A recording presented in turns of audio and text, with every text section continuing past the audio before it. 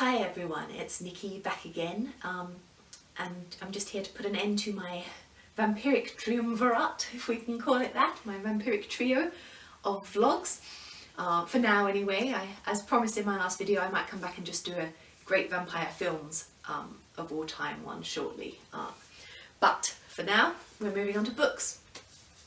So these are my favourite vampires in literature. So again, I'm not really rating the books themselves, more the characters, the vampiric characters in them. So, number one, top of my list always, Saint-Germain. And this is from the series of Saint-Germain books by Chelsea Quinn Yarbrough. If you haven't read them, go find them because they're awesome.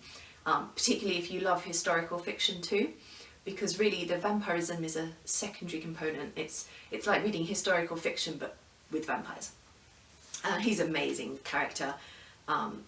Chelsea Quinn Yarbrough's been writing these since the late 70s, I think. There's over 20 of them, all different time periods. You don't have to read them in a particular order, you can just dip in where you feel like it, so give them a try.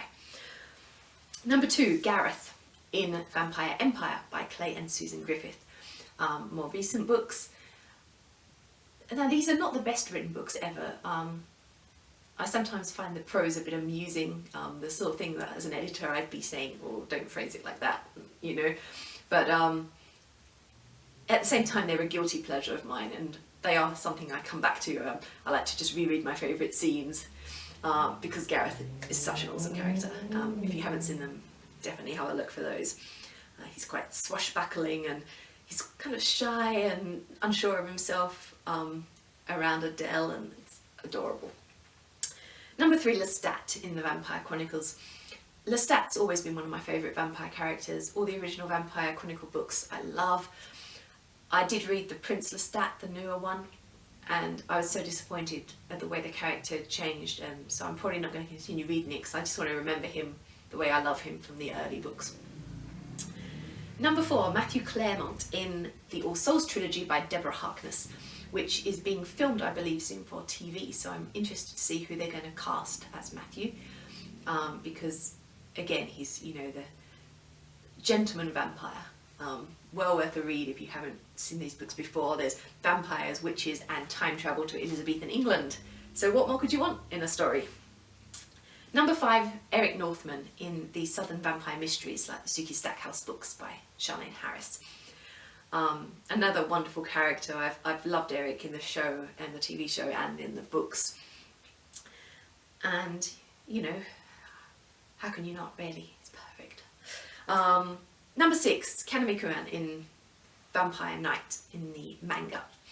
I love Kaname. I came to the manga after seeing the anime, and it was wonderful to see how the story ended, how his journey ended. So that's my only sort of graphic novel anime pick in this selection, so that's worth checking out if you haven't seen it. Number seven, Back to the Vampire Chronicles by Anne Rice, and this time Armand. He is my second favourite after Lestat. I like his standalone book, and I also enjoy his appearances in some of the other tales as well. Number eight, Constantine in Sunshine by Robin McKinley.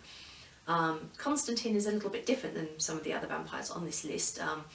He's a little bit more savage, but again, a really fascinating character, and I love the way we're introduced to him, where he's chained up, he's imprisoned, and then we see his progression, like after he gets out, and his relationships, particularly with Sunshine.